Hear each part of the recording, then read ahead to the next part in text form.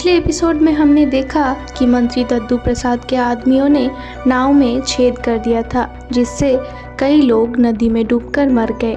चौहान डर रहा था कि इसका इल्ज़ाम उस पर न आ जाए।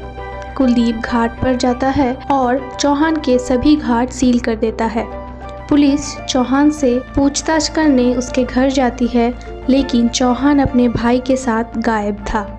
चौहान और उसका भाई बात करते हैं कि कुलदीप बदला लेने आया है।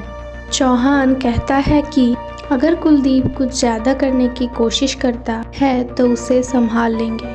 उनके पास एक वकील भी है जो पुलिस से बचा लेते हैं। कुलदीप फिर से घाट पर जाकर एक नया पुल बनाने की घोषणा करता है, जिससे गांव वाले खुश हो जाते हैं। दुष्यंत, जो अब शानविका का पति है, ये खबर शानविका को बताता है। लेकिन जब शानविका पूछती है कि नाव डूबने की असली वजह पता चली कि नहीं, दुष्यंत कहता है कि शायद नाव खराब थी। दुष्यंत को डीएम कुलदीप के साथ ड्यूटी पर लगाया जाता है। वो मना करता है, लेकिन सीनियर ऑफिसर उन्हें मजबूर करते हैं। दूसरी ओर माला अपनी माँ से कहता है कि कुलदीप ने उससे शादी क्यों की, जबकि वो उसे ठीक से जानता भी नहीं। माला को ये रिश्ता समझ नहीं आ रहा। मंत्री दद्दू प्रसाद चौहान के घर जाकर अपनी बेटी की शादी का निमंत्रण देते हैं। चौहान उनसे कहता है कि डीएम कुलदीप से कहे कि वो उनके रास्ते से हट जाए, लेकिन मंत्री जी इसे टाल देते हैं। शादी होती है और चौहान उसमें आता है। कुलदीप चौहान के दामाद दुष्यंत को कहता है कि जाकर ड्रिंक्स का इंतज़ाम करो। ये सुनकर चौहान को बेइज्जती महसूस होता है। छोटा चौहान कुलदीप को धमकी देता है, लेकिन कुलदीप जवाब देता है कि उसने तो अभी बदला लेना शुरू भी नहीं किया है।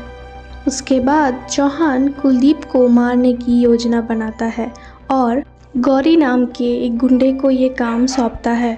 कुलदीप पर हमला होता है, लेकिन वो दुष्यंत के साथ मिलकर खुद को बचा लेता है। मंत्री दद्दू प्रसाद के लोग चौहानों को ढूंढने का आदेश देते हैं। कुलदीप के ससुर मंत्री जी कुलदीप को याद दिलाते हैं कि उसे अपने बदले पर ध्यान देना चाहिए। कुलदीप धीरे धीरे चौहानों की फैक्ट्रियां और अड्डे बंद करवाने लगता है।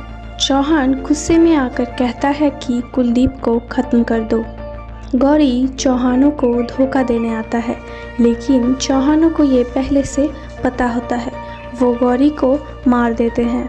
आखिर में कुलदीप चौहानों के घर रेड डालता है और सब कुछ जब्त कर लेता है। शानविका अपने घर के हालत देखकर दुखी होती है।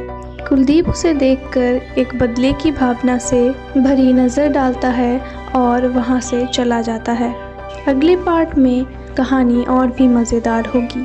तब तक के लिए वीडियो को लाइक और चैनल को सब्सक्राइब करना ना भूलें।